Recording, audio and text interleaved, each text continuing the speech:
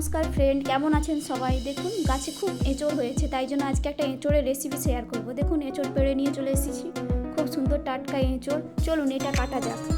কাটার জন্য একটা বড় পাত্রে আমি জল নিয়ে নিয়েছি। এই দেখুন এইভাবে কেটে নিয়েছি। এই যে ছাল লাস্টে আঁশগুলো তুলে দেব। কাটার জন্য হাতে তেল মাখবেন, তারপরে ওই হাতে ভালো করে তেল মেখে তারপরে কাটবেন। দেখুন আমার কাটা কমপ্লিট। এবার কড়াই বসিয়ে দেব। কড়াইয়ের মধ্যে নুন হলুদ মাখিয়ে এগুলো ভালো করে কষে নেব। একটু কষাগুলো একটু খুব ভালো করে কষবেন তেল দিয়ে, যাতে খুব সুন্দর ভাজা ভাজা একটা ব্রাউন কালার খুব সুন্দর কালার আসে। কষা কমপ্লিট হয়ে গেলে চলুন এবারের মশলাটা করে নিই। এই দেখুন এই মশলাগুলো আমি দেব।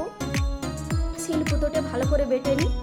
এই দেখুন কড়াই গরম হয়ে গেল। কড়াই গরম হওয়ার পর আমি একটু জিরে আর একটু দারচিনি ফোড়ন দিলাম।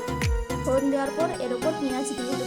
পেঁয়াজগুলো হালকা ভাজা হওয়ার পর এর ওপর আমি বাটা মশলাগুলো এবার অ্যাড করব। পেঁয়াজগুলো কিন্তু খুব ভালো করে ভাজবেন, যেন লাল লাল মতো ভাজা হয়, তাহলে পেঁয়াজগুলো মিহি হয়ে মিশে যাবে সবজি রান্নার সাথে। তো দেখুন হয়ে গেছে। এবার এর সাথে আমি মশলাগুলো দিয়ে হালকা হালকা নাড়াচাড়া করে আমি এর ওপর একটা ঢাকনা চাপা দিয়ে দেবো। তারপর টমেটোগুলো দিয়ে খুব সুন্দর গ্রেভি হয়ে যাবে। দেখুন গ্রেভিটা আমার কেমন হয়েছে।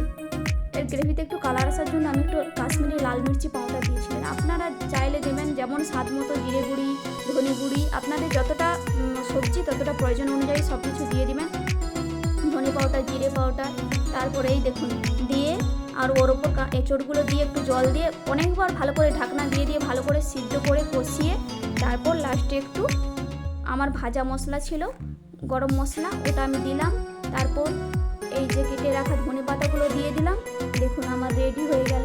এটাকে একটু ভালো করে নাড়াচাড়া করে আর একটুক্ষণ চাপা দিলেই আমার রেডি। কেমন লাগলো ভিডিওটা অবশ্যই বলবেন। Tata, by.